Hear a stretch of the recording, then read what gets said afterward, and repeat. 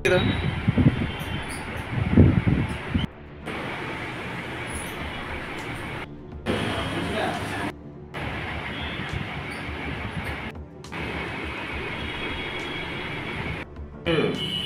3:30 নাগাদ আমার কাছে একটা খবর আসে যে মোটর স্ট্যান্ডের পাশে একটু ভিতরে একটা গলির ভিতরে তীর ফেলা হচ্ছে।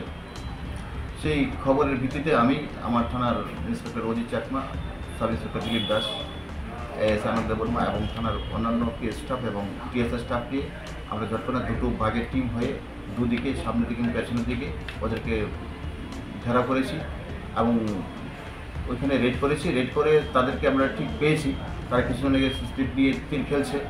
তো এর মধ্যে টোটালকে আমরা 5 জনকে ওখানে ডিটেন করেছি।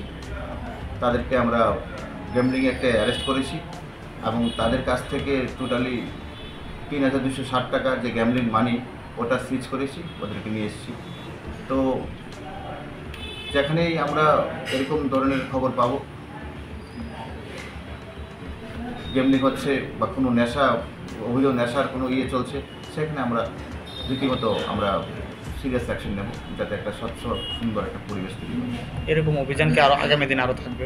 অবশ্যই, যেখানে যেখানে আমরা খবর পাবো প্রত্যেক দিন আমরা যেদিকে কন্টিনিউ রেড করে যাচ্ছি, একটা নেশা বিরোধী, গ্যাম্বলিং বিরোধী বা যেখানে ক্রাইম হচ্ছে, প্রপার্টি আছে, আমরা সারা রাত আমাদের স্টাফগুলো ঘুরছে। আমরা একদম টোটালি সজাগ।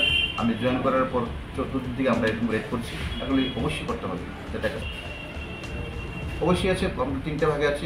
প্রথম বেলা একটা 3 দিকে একটা ডিউটি করছে। ইভিনিং টাইমে আমরা প্রত্যেকদিন রেড করছি, বিভিন্ন দিকে রেড করছি, নেশা বিরোধী করছি। রাতের বেলা আমাদের বাইক মোবাইল, বিট মোবাইল বেরোচ্ছে এবং ভেহিকেলের মোবাইল করছে, আমরা করছি। কলেজটা থেকে কলেজ স্ট্রিটের আউটপোস্টের টিম করছে, মহারাজগঞ্জ বাজারের টিম করছে, চতুর্দিকে করছি, যাতে আমরা রাত্রেবেলায় ক্রাইম হিসেবে প্রপার্টি খুব হচ্ছে, বহুদিন ধরে হচ্ছে, চলছে, এটাকে কী করে থেকে করতে পারি, সপ্তাহকে আমরা নেওয়ার চেষ্টা করছি।